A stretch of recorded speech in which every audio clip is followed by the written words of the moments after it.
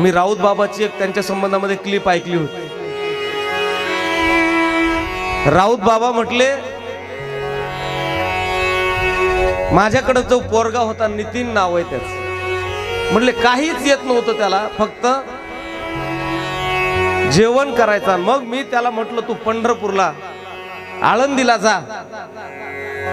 ज्ञानोबारायाच्या संगतीमध्ये गेल्याच्या नंतर जो काहीच जीवनामध्ये करू शकत नव्हतं ते व्यक्तिमत्व आज शेकडो विद्यार्थ्यांना शिकवतोय. खऱ्या अर्थानं हाच संतांचा आशीर्वाद आणि त्याच आशीर्वादाचं फळ आज आपल्याला सगळ्यांना डोळ्यानं पाहायला मिळत आहे. म्हणून खरंच नितीन महाराजांचा सेवाभाव, प्रत्येकाच्या संबंधातला त्यांच्या अंतकरणातला आदर खरोखर इतका त्रास आहे. सप्ताह करणं म्हणजे एवढं सोपं नाही. प्रत्येकाच्या पुढं पुढं लग्न करणं बरं, पण सप्ताह करणं अवघड आहे. सगळ्यांच्या पुढं पुढं मला वाटतं नितीन महाराज करतील याच्यात मला नवल नाही वाटत, पण खरोखर माणसाला अर्धांगिनी सुद्धा तेवढ्याच तोला मोलाची असावी लागते, हे सुद्धा महत्वाचं आहे हे कार्य करायचं म्हटल्यानंतर. म्हणून आमच्या नितीन महाराजांच्या मंडळी सुद्धा, आमच्या वहिनी तेवढाच खांद्याला खांदा लावून आणि धीर धरून हे कार्य करतायत. त्यांना सुद्धा या व्यासपीठावरून साष्टांग प्रणिपात. म्हणून सुरुवातीला भगवान परमात्म्याला वंदन अशा प्रकारचं केलंय. त्याच भगवान परमात्म्याला आपण मंगल करायचं. सुरुवातीला कुठल्याही कार्याला मंगल करावं लागतं. सकळ मंगळ निधी श्री विठ्ठलाचे नामाधी, मनकारे जना श्री विठ्ठलाचे नाम वाचे. सुरुवातीला मंगलाचरण करावं लागतं. मंगलम भगवान विष्णू, मंगलम गरुडध्वजा, मंगलम पुंडरीकाक्षो, मंगलाय तनो हरिः. वारकरी संप्रदायामध्ये सुद्धा त्या भगवान परमात्म्याला मंगल करतायत. तुकोबरायचं पसायदानच आहे. श्री अनंता मधुसूदना पद्मनाभा नारायणा जगव्यापका जनार्दना आनंद घना अविनाशा. त्या भगवान परमात्म्याला तुकोबरायचं हे पसायदान. ज्ञानोबरायचं जसं आहे ना, आता विश्वात्मके देवे येणे भाग यज्ञ तोषावे, तोषो निमज द्यावे पसायदान हे. तसं भागवताच्या सुरुवातीला जे मंगलाचरण केलं,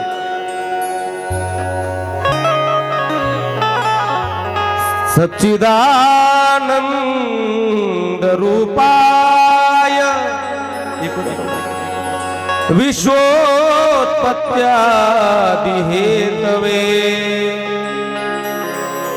तापत्रय विनाशाय श्रीकृष्णाय वयं नमः. श्रीकृष्णाय वयं नमः. कसा आहे तो भगवान परमात्मा, त्याचं प्रतिपादन या श्लोकामध्ये केलंय. तो सतघन आहे, चितघन आहे आणि आनंद घन आहे. सत म्हणजे काय? सत म्हणजे सत्य. सत्य म्हणजे खरं. नुसतं खरं नाही तर त्रिकाला बाधित खरं, म्हणजे तिन्ही काळात सत्य तू सत्य तू सत्य तू विठ्ठला कागा दाविला जगदाकार. तो भगवान परमात्म्याचं नाम कालही सत्य होतं, आजही सत्य आहे आणि उद्या सुद्धा सत्य राहणार आहे. हे जगत सत्य का खोट आहे? बोला. शास्त्रकारांनी याची परिभाषा केली, ब्रह्म सत्य आणि जगत मिथ्य. या जगामधली कुठलीच गोष्ट खरी नाही. या जगामधली प्रत्येक गोष्ट कशी आहे म्हटले, खोटी आहे, खरी नाही. आपण तरी काय खरे आहेत का? आणि खरे जर असतो तर राहिलो असतो काय? बोला ना. खरी वस्तू तिचा कधीच नाश होत नाही आणि खोट्या वस्तूचा नाश झाल्याशिवाय राहत नाही. हा, तुमचं आमचं जे आहे आपलं सौंदर्य तरी टिकावं की जाऊ द्या, शरीर नाही टिकलं तर. ऐकताय ना तुम्ही सगळ्याजणी? अहो, लहानपणी जर आपल्याकडे पाहिलं तर किती सुंदर दिसतंय आपलं. एखादं लहान लेकरू, त्याला उचलून घेऊन त्याची पप्पी घ्यावीशी वाटते. पण हेच लहान लेकरू जर 90 वर्षाचं झालं तर आता कोणी म्हणतं का बाळा य य गमा य य मुकादी, असं म्हणतं का? नाही म्हणत. का? आता त्याच्या सौंदर्याचा ऱ्हास झाला. हे सौंदर्य अबाधित नाही. अबाधित सत्य जर काय असेल तर ते भगवान परमात्म्याचं नाम आहे. शिवजीच्या बाबतीमध्ये आहे ना एक भजन, ईश्वर सत्य है, सत्य ही शिव है, शिव ही सुंदर है. सत्यम शिवम आवाज द्या ना. सत्यम शिवम सुंदर, सत्यम शिवम सुंदर. बाकीचा आवाज कमी करा, गुरुजीचा आवाज वाढवा. सत्यम शिवम सुंदर, सत्यम शिवम सुंदर.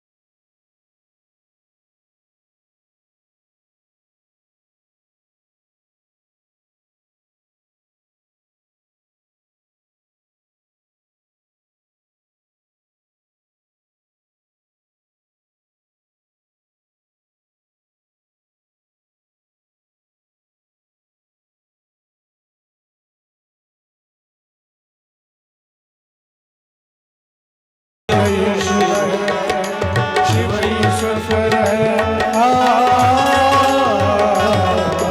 सत्यम शिवम सुंदरम, सत्यम शिवम.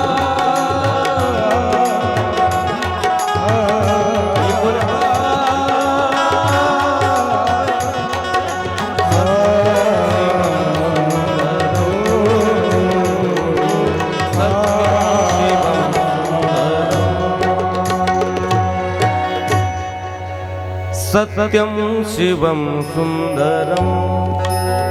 या जगात काय सत्य? ईश्वर सत्य है. ईश्वर जर सोडला तर या जगामध्ये दुसरं. भगवान परमात्मा हा सतघन आहे, चितघन आहे. चित म्हणजे काय? तर चित म्हणजे प्रकाश. प्रकाश म्हणजे काय? ज्ञान. हे ज्ञान स्वरूप असणारा हा भगवान परमात्मा, सत्स्वरूप असणारा हा भगवान परमात्मा आणि आनंद स्वरूप असणारा हा भगवान परमात्मा आनंदमय आहे. किती आनंद. तुकोबाराय म्हणतात, आनंदू रे आजी आनंदू रे, सभाय अभ्यंतरी अवघा परमानंदू रे. आनंदुरे आजी आनंदुरे आनंद आत्माय नित्य निरामय आनंद आत्माय नित्य निरामय आनंद नित्य निरामय आनंद नित्य निरामय जे का निज ध्येय योगियाचे जे का निज ध्येय योगियाचे ते समचरण आदि रे विठेवरी ते समचरण साजिरे आनंद अद्वय नित्य निरामय जे का निज ध्येय योगियाचे ते हे समचरण साजिरे विटेवरी पहा भीमा तिरी विठ्ठल रूप पुराणाची वाड श्रुतीने ती चाड ते झाले साकार पुंडलिक हे परब्रह्म साकारलं कुणी तर त्या पुंडलिक रायामुळं आला नावा रूपा आणि तुका म्हणे झाला सोपा कुणी सोपा करून दिला तर या संतांना सोपा करून दिला तसं पाहिलं तर हा फार कठीण आहे अवघड आहे पण या संतांना या भगवान परमात्म्याला फार सोपं करून दिलं सोपी साधना त्याच्या समोर त्याच्या जवळ जाण्याची साधना सोपी कुणी करून दिली असेल तर ती संतांनी करून दिली सोपे हे साधन लाभ येतो घरा आणि वाचेसी उच्चारा राम हरी तो आनंद तुमच्या जीवनामध्ये जर प्राप्त करायचा असेल तर नामचिंतन करा आणि त्याच आनंदाचं स्वरूप याच्यामध्ये सांगितलं सच्चिदानंद रूपाय सद्घन चिद्घन आनंद भगन तो परमात्मा आहे पुढे कसा आहे तापत्रय विनाशाय तीन प्रकारच्या तापातून तो भगवान परमात्मा मुक्त करतो कोणत्या कोणत्या पहिला आहे आध्यात्मिक ताप दुसरा आदिभौतिक ताप आणि तिसरा आदिदैविक ताप या तिन्ही तापातून भगवान परमात्मा मुक्त आपल्याला करतो हे तीन तापातून निळोबरा याचं वर्णन करतायत देवापासून सकळ देवापासून आदिदैविक मानसताप आध्यात्मिक भूतासवतो भौतिक या नावे देख त्रिविध ताप